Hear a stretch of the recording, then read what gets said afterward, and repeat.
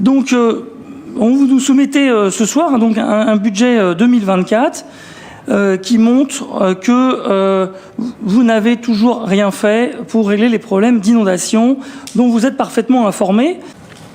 Le 30 juin 2020, vous êtes élu. 15 jours plus tard, le 15 juillet, le cabinet Verdi vous remet un schéma directeur pour un montant de 145 000 € diligenté par M. Joly qui préconise la construction d'un bassin de 9 000 m3 pour 21 millions d'euros en complément de celui mis en service en 2011 au pont de Bezons.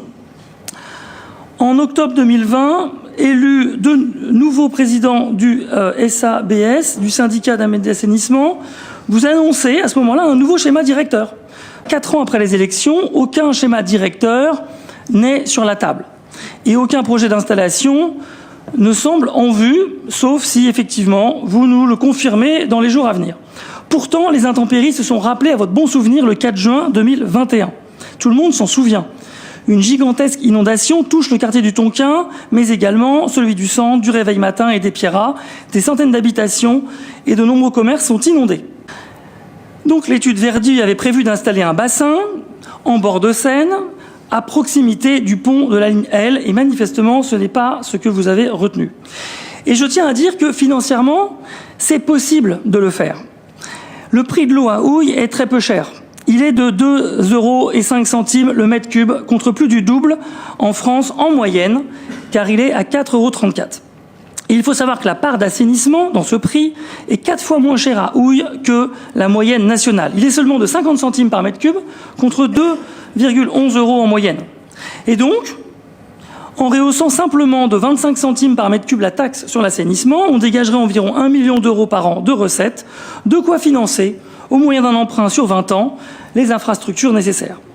Alors peut-être considérez-vous, seconde hypothèse, qu'augmenter le prix de l'eau, même de 25 centimes, serait impopulaire.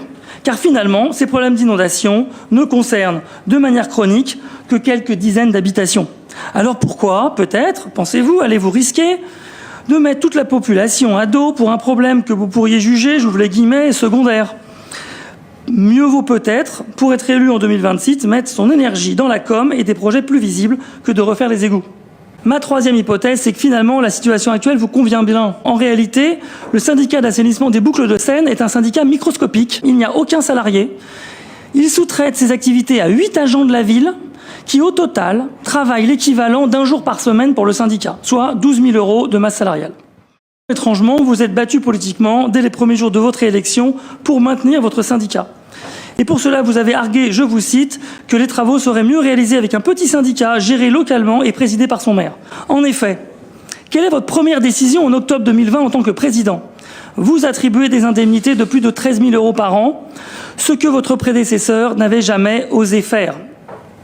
Et vous ne pourrez pas nous dire, Monsieur le Président, que la gestion du syndicat vous prend un temps fou, car en 2022, vous avez organisé 5 malheureuses réunions du syndicat, dont la durée moyenne a été de 21 minutes. Et donc, en 6 ans de mandat, votre présidence vous aura rapporté près de 80 000 € nets. Et pour conclure, je vous invite à agir en urgence, car toute nouvelle construction à Houille aggrave la situation.